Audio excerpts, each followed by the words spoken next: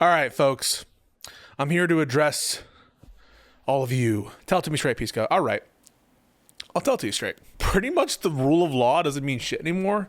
There's no such thing as like crime, except as an extension of political will. And so we just had our illustrious mayor legit taking bribes from Turkish government actors. And everyone's just like cool with it now because the administration is legitimately pro corruption. And it's not even just pro like political corruption. It is pro political corruption in the sense that it's partisan in favor of MAGA, but it's also just generally pro corruption in general, right? They just like corruption. And so in this case, you have Democrat Mayor Adams in all but name now a MAGA Republican who is like essentially now being let off because Trump sees it as a potential avenue to promote corruption. And as a secondary matter, his agenda. So it's like a very weird but predictable place that we're at. Is that confirmed? Yeah, the DOJ is dropping charges. So they're not even like pardoning. So he still has the, dangling a potential sword of Damocles over the head of Mayor Adams. But he's just like pro-corruption. Pisco, can he just stay mayor now and there'll be no repercussions? Yeah, he's going to. There's an election coming up and I'm going to support candidates that are strong Democrats. I hear Dan Goldman might be running. I would support Dan Goldman. I think he's a strong Democrat. But I'm not going to support Mayor Adams because he's a completely corrupt now part of the movement that is pro-corruption. And I just got off reading a tweet from Cenk Uygur. You guys know, Cenk and I go way back. We're very good friends. That's sarcastic, in case you couldn't tell. But I actually praised him for a lot of the election season. And I said that he was right about some things that I was wrong about. So, if you guys know me, not saying that I'm arrogant or unwilling to admit error, but it's when I recognize that you did something right that I did wrong, I think that that's a significant thing. Thank you, Still Nope, for the super chat. Eric Adams school walkout this Saturday at 12 p.m. Yeah. Cuomo's polling well for mayor. Why can't we just have someone without any baggage? But I would take Cuomo over Adams. I'm just saying.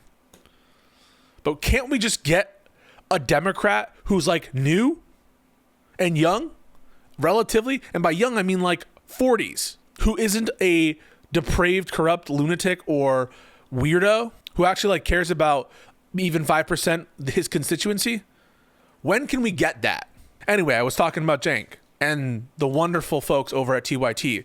He's like, it's the most, and I will call out Hassan just a little bit on this. Listen, I appreciate that Hassan watched the Silly Serious's video and liked it. I think that was a good move. I think that's good. But the good comes with the bad. I'm going to critique. But remember when Hassan was like criticizing Joe Biden because Russia had invaded Ukraine? And he was like, okay, you were right. Now what are you going to do about it? That's what it feels like with Cenk right now.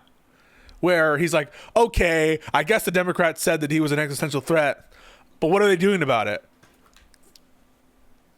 You, Cenk. Seriously, go yourself. You were the one telling us that you are optimistic, that this is a revolution well done, that, oh my God, your mortal enemy has been defeated. And so now you're complaining about Democrats not taking the threat of Trump seriously enough? Go yourself. It is the height of arrogance, of unwillingness to admit when one is incorrect about something, and continuing deflection from the enemy, that is MAGA, which I will continue to call MAGA, the enemy. When I say MAGA, I'm talking about the ideology and the movers and shakers, the enemy. And you're making it about Hakeem Jeffries and Schumer and the Democratic leadership, which it's true, they are showing themselves to be incompetent. They are showing themselves to be spineless. And like, I'm not going to hear it from Cenk Uygur about what we can do to change that until we acknowledge reality in front of us. And that is that there is an enemy, and that the Democrats need to be in opposition, and that it is an existential threat. Until that admission is made, until that statement is made, what do we have to learn from you? Why should we listen to you? You don't like the beanie. I'm sorry. I'm sorry you don't like the beanie. Have you ever considered it's not for you? I'm a disruptor. And now we're at the point where there's open defiance. I put out a video, emergency video, about the Trump regime ignoring court orders. They're starting, as I suggested they would, as I predicted they would. And where's Lactoid? Did you guys see the debate with Lactoid and Zetsui? Where's Lactoid? I didn't see him tweet all day. Not once. Not even in the replies. Where is he? Have you guys seen him tweet all day? Is it worth calling members of the Judiciary Committee and asking what the appropriate action should be if the president defies the court, and if they don't, say impeach? It's a good question. Here's my black pill take on that, which is the Judiciary Committees don't give a f, because they're in the hands of MAGA Republicans. They're important committees, and you've just seen the most moderate members of the Republican caucus in the Senate be totally open and voting for the most extreme members of Congress. That is to say, they've signaled support for Tulsi Gabbard, RFK Jr., Kash Patel, and their confirmations are a foregone conclusion. Those people are extreme radicals. And so, do I think that they would be quote unquote disapproving of violating court orders? I guess, but not in, a couple of those members, but not in sufficient numbers for it to make a difference. If they refuse to move forward in articles of impeachment, they should be impeached. Members can't be impeached. You can impeach officers and members of the actual judiciary, but the process for expelling a member is what George Santos went through successfully. But there's no method there. I don't know if they would have any votes, even if Trump came out and said, I will be defying any court order. I don't think that you could get the 3 Republicans it would take necessary to push along an impeachment resolution and pass it in the House. And even then, it's unthinkable that you would be able to get the quantity necessary to remove him from office in the Senate, which is 2/3. So impeachment is really not a viable strategy given the metrics here. The goal ought to be unifying Democratic resistance and the info war, maximizing the info war. The Democrats right now, you had Hakeem Jeffries say, we have no leverage. Now, when he said that, in terms of the technical procedures in Congress, he's not even completely correct there, because at key moments, the Democrats will be needed. But the Democrats are already signaling their defeat in those areas. Like Schumer saying, we're not going to play that hardball on the budget negotiations in March, which is like, why? Why are we not going to be playing hardball in the negotiations in March? Why would we not do that? So they're already signaling weakness in the areas where there is actually a significant amount of leverage for Democrats. So Hakeem is wrong about that. Hakeem is sort of correct in the sense that Republicans control all houses of Congress and the political branches, for sure. And thank you guys so much for the subs and for the hype train. I super, super appreciate it. You guys are awesome, and you're giving me a bunch of support. I'm seeing you in the comments of these videos. You're liking videos. You're doing good things. And so I just want to say, I see you guys. You're subbing to the Substack, which the new weekly letter will be out tomorrow. We've compiled all the major stuff from this week. There'll be new cartoon tomorrow for you guys to look at. All that shit. So he's right in the sense that the Republicans control the political branches nominally. But when you say, no, we don't have any leverage at all, we can't do anything, and you signal your weakness, one is, it's just not anything Republicans would ever say. You've never heard a Republican come out and be like, yeah, under Obama, we have no power. Republicans were completely f***ed in the aftermath of the Obama election, and they wielded their power. And they were able to push narratives and coalesce outside of the halls of Congress. It just is signaling weakness. It shows that they're not made for the moment. I hate to say it because, you know, personally, Hakeem Jeffries and Schumer, you know, they're both from New York. And I think that they've said and done some right things in the past, for sure. But why are they going to Silicon billionaires? Did you see that reporting from Politico? The Democrats are trying to recourt Silicon billionaires. I think they might even be meeting with Mark Andreessen. Did you guys read about that? Tell me in the chat if you read about that. The reporting was that Hakeem Jeffries went to Silicon Valley to go like meet with a bunch of Silicon billionaires. Tell me if this sounds familiar at all, if I'm just making this up. This was a fever dream. Google Silicon Valley and Google Hakeem Jeffries together, right? And I think there's a Politico article where it's like he has met with hundreds of leaders in Silicon Valley. Reported by Politico 3 days ago, yeah.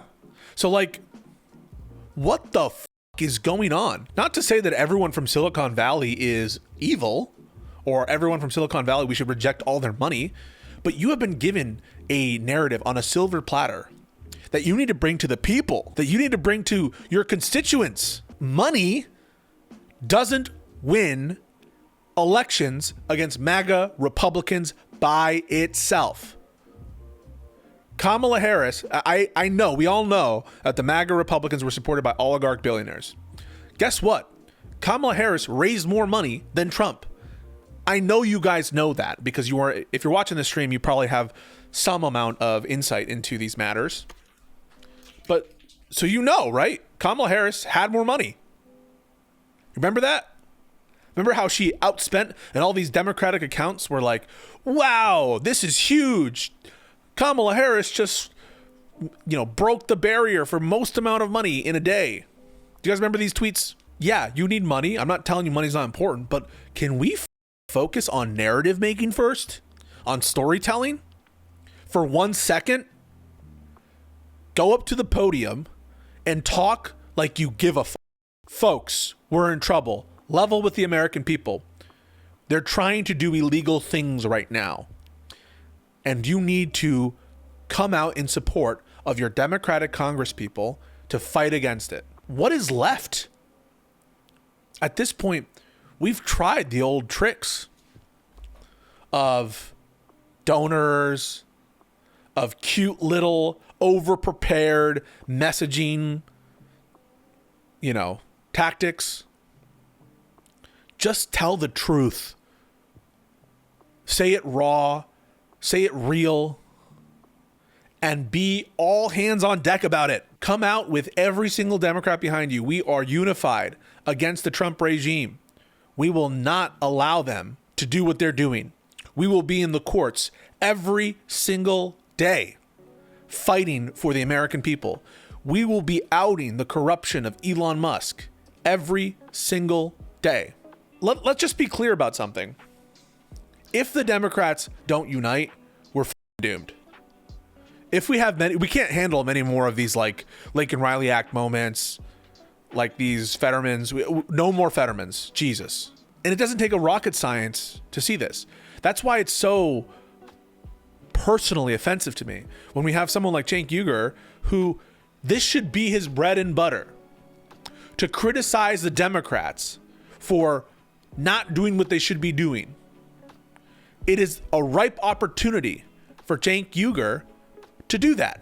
But instead, what is he criticizing them for? He's criticizing them for like nonsense problems, for also for like not being as good faith to MAGA. And he's cozying up to MAGA. Jesus Christ, man. Who's Ken Martin? He's the new head of the DNC. The public, broadly speaking, doesn't seem to care the democratic norms are getting violated. I think the messaging should be left-wing populism with social. Listen, leaders lead, okay? Leaders lead. You need to make the people care about things, okay? How is Trump able to do it? You tell me. Trump is able to make people give a shit about Greenland. Trump is able to make people give a shit about anything he wants. And you say, oh, he's a cult. He and his media apparatus, they push messaging. It's a concerted effort. It's organized. It's structured. And they're able to make people give a shit. Sell your stuff better. I'm not saying I'm the best salesman. I don't think I am. But I know who's not. Hakeem Jeffries and Chuck Schumer. By riling them up about cultural issues. No, not always. They rile them up about tariffs. They rile them up about, like I said, intervention in Greenland, in Panama. They rile them up about spending issues, about fake lies about spending issues, fake lies about fake audits. Now, there are absolutely cultural issues woven into that, but I think it's false to say the American people should just be given up in terms of caring about the structure of our country. I think that the messaging has been abysmal by a lot of people. People looking at me for answers. I see them in like the replies to different Twitter accounts and blue skies. If I had the leverage or power or time to develop these answers for you, or to be in the rooms and had access to the Democrat strategy book, I would tell you them. What I can tell you is the initial step has not been taken. Whatever the second step is, I don't know that right now. I'm just being honest with you. I don't know the second step. I know the first step. The first step is getting every single Democratic member and all your family members that you can talk to, your friends, to recognize this shit is vile. This Elon Musk stuff is vile. This stuff with the corrupt oligarchs taking direct control, defunding the police officers of Wall Street, getting rid of needed financial assistance, now setting up to get rid of Social Security, all the things bad, right? You have literally tens of thousands of pounds of food just wasting on docks for no reason, the firing of independent inspectors general, the centralization of authority, all of these issues. People need to be united against them, and the messaging needs to be better. So for me, I'm sorry I can't give you better responses on what to do after. That's why it's a constitutional crisis. Part of the animating spirit and concern of a constitutional crisis is the legitimate means by which those are resolved become murky and unclear. And things just become kind of exercises of power. Do I trust the MAGA Republicans in Congress to keep the president honest in terms of following the dictates of the Supreme Court? I laugh at you. I know you didn't say that, Andy, but if anyone were to say, yeah, don't worry, the Republicans in Congress, they'll keep them in line, I laugh at you. It's funny. And that's even assuming the Supreme Court itself wants to keep the Trump administration in line. You guys are like 2 steps ahead, which is like assuming the Supreme Court won't come out with some ruling that is essentially the Judicial Enabling Act. That's what you guys are assuming. That it's the majority opinion written by Samuel Alito saying, the president can do whatever he wants. Gavel. That's what you're assuming. But assuming the Supreme Court is giving at least a not preposterous ruling, they've told you what they plan to do. J.D. Vance said, Mr. Marshall has made his ruling, now let him enforce it. That's a reference, an unverified quote of Andrew Jackson, our 7th president. John Marshall being the Chief Justice of the Supreme Court at the time, and by some accounts, the greatest Chief Justice in our history. They're telling you, we don't give a about the judiciary. They're denying the jurisdiction and authority of the court to order the executive branch at all. So, but your question wasn't that. Your question is like, what do we do? The answer is, if we can't sue them, if the courts don't work, if our Congress doesn't work, I think we need to start thinking about massive protests.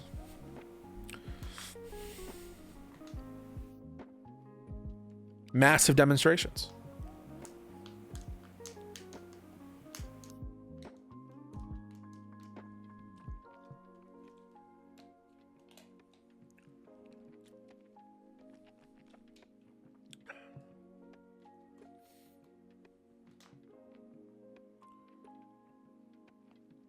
Here's what I can promise you, though. I'm not going to go quietly into the night. I'm a fighter. I'm not going to do this pretend whataboutism. And as long as I draw breath, my loyalty is to the Republic. My loyalty is to the country. So you don't got to worry about that. So when the time comes and we need to organize protests, legitimate, peaceful protests against the regime, I'll be right there with you. When the time comes and we need to take concrete action, call the right people, massive amounts of pressure on our Congress people, peaceful means, legitimate means, I'll be there with you.